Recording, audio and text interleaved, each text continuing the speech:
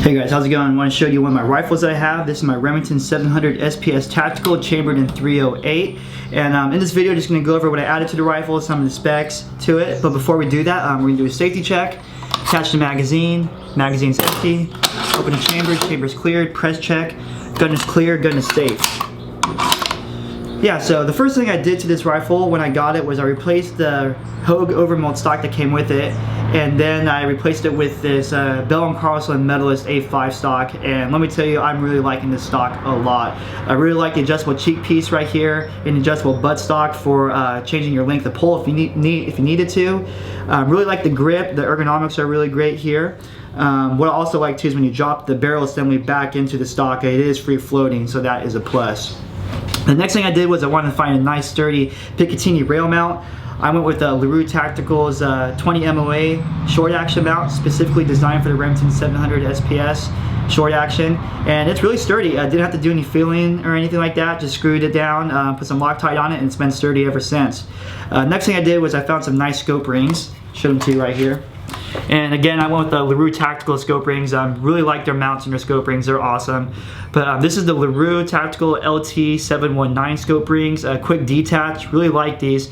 And the cool thing is, if I need to take my optic off, like if I travel or if it doesn't fit my gun case, all I have to do is pull these two levers right here, this one and that one, and pull it off. I can put it back on just like that.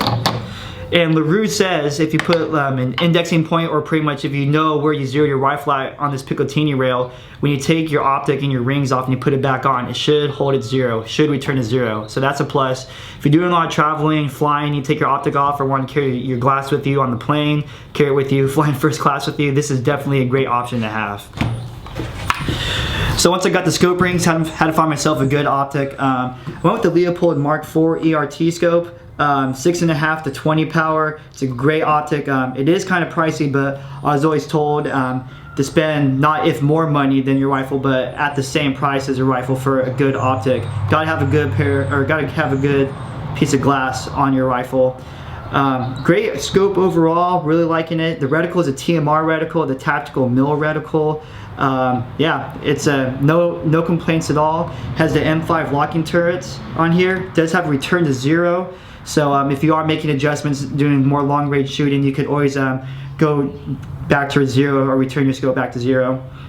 Has this Butler Creek style scope lens covers. It came with the optic. And another plus about this optic too is that it has a Parallax Adjustment knob on here too, turret.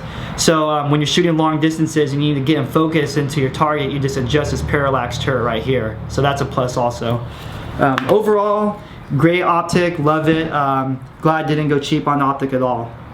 Next thing I added was a Wyatt's Detachable 5-round box magazine. Overall, magazine is okay, not really impressed with it. It seems like the rifle doesn't feed as well using the box magazine when I manipulate the bolt. I added some spacers, maybe it's user malfunction or user error, but just it seems like it's not feeding the rounds in smoothly. So probably have to check that out, maybe add a couple more spacers or take a spacer out. Next thing I added was a Harris bipod. Have to have a sturdy bench rest mount. This is the 6 to 9 Harris bipod. It does have the swivel and the cant adjustment right here, so if I do want to shoot with some cant, I can. Haven't been shooting with cant, so may just replace this bipod with just their fixed 6 to 9 position bipod. They do make a little tool they can put on right here, and it will keep the bipod sturdy. That won't have this cant right here. But overall, this is a great rifle. It's actually one of my favorite rifles to shoot, especially if you're into long range shooting. Highly recommend this gun to you. Again, this is the Remington 700 SPS Tactical, chambered in 308. Let me know what you guys think. I am going to add a couple things to it later on. One thing is I'm going to add a Badger Ordnance tactical bolt knob to it. Easier to manipulate that bolt. And yeah, so that's my next thing to do on this rifle. Let me know what you think I should add to it. But yeah, just thanks for watching and thanks for tuning in.